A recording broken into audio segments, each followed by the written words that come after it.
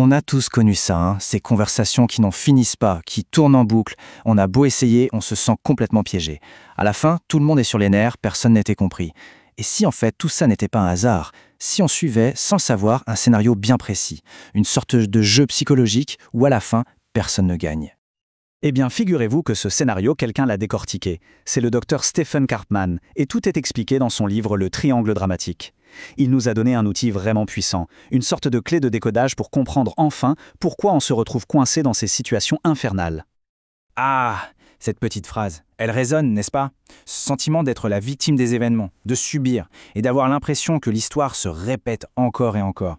C'est typiquement par là que tout commence. C'est le ticket d'entrée pour monter sur scène et commencer à jouer le drame. Parce que oui, il faut vraiment voir ça comme un jeu. Pas une simple dispute, non, un jeu psychologique.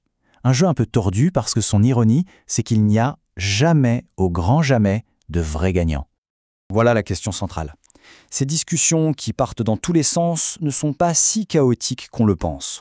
En réalité, il y a une structure cachée, un script invisible que les gens suivent sans même s'en apercevoir. Et c'est ce script qu'on va mettre en lumière aujourd'hui. Alors, comment on fait pour sortir du piège? La première étape, c'est d'identifier les acteurs sur scène. Le docteur Karpman a montré que ces jeux tournent systématiquement autour de 3 rôles bien précis. Allons les rencontrer. Et les voici. C'est le cœur de tout le concept, la carte du drame. On a la victime, le sauveur et le persécuteur. Attention, point super important. Ce ne sont pas des étiquettes qu'on colle sur les gens. Ce sont des rôles temporaires qu'on enfile le temps d'une interaction. Le jeu démarre très souvent avec ce rôle.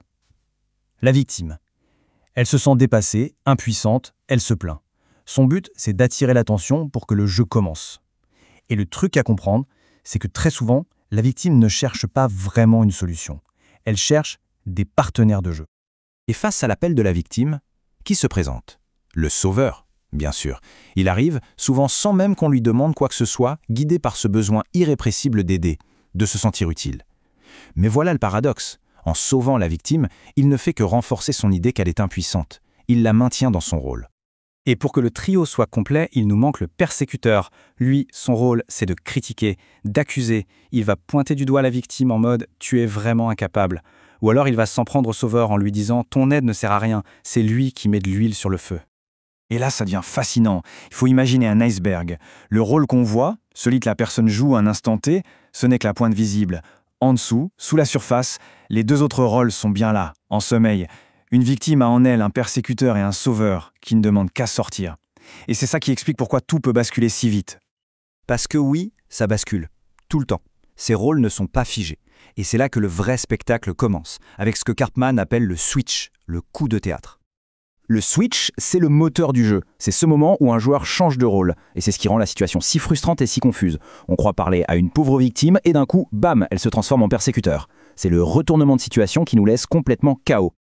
L'exemple le plus classique pour voir ça en action, c'est le fameux jeu du « oui mais ».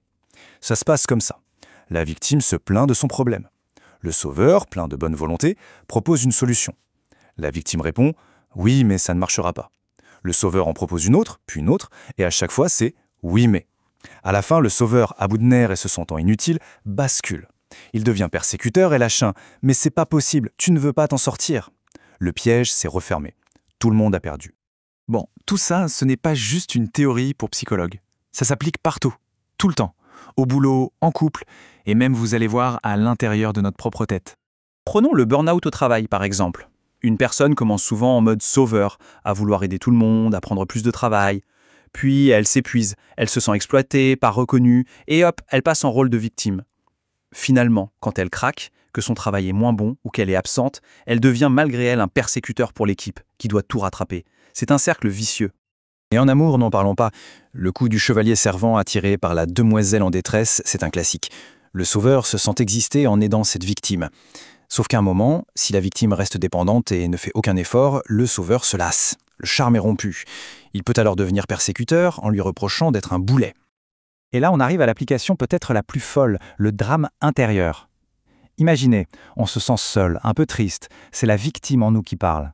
Notre cerveau, en mode sauveur, nous dit « Tiens, mange ce gâteau, ça te réconfortera ». Et juste après l'avoir mangé, ce même cerveau enfile le costume du persécuteur et nous bombarde de culpabilité. « T'as aucune volonté, c'est pas bien ». Le triangle dramatique peut se jouer entièrement à l'intérieur de nous-mêmes. Ok, la bonne nouvelle dans tout ça, c'est qu'une fois qu'on a compris le script, on n'est plus obligé de le jouer. On peut tout simplement décider de quitter la scène. Alors comment on fait? La toute première étape, c'est la prise de conscience. Apprendre à repérer les invitations à entrer dans le jeu. Quand on sent l'hameçon de la victime, on choisit de ne pas mordre. Quand on a l'envie irrépressible de sauver quelqu'un, on prend du recul. Karpman dit aussi qu'il faut toujours chercher les 10% de vérité dans ce que dit le persécuteur. Ça aide à désamorcer le conflit. En gros, au lieu de blâmer ou de sauver, on vise la compassion. Et ça ouvre la porte à des dynamiques beaucoup plus saines. Voilà la question finale la plus importante. Maintenant qu'on connaît le script, qu'on a vu les coulisses du drame, on reprend le pouvoir.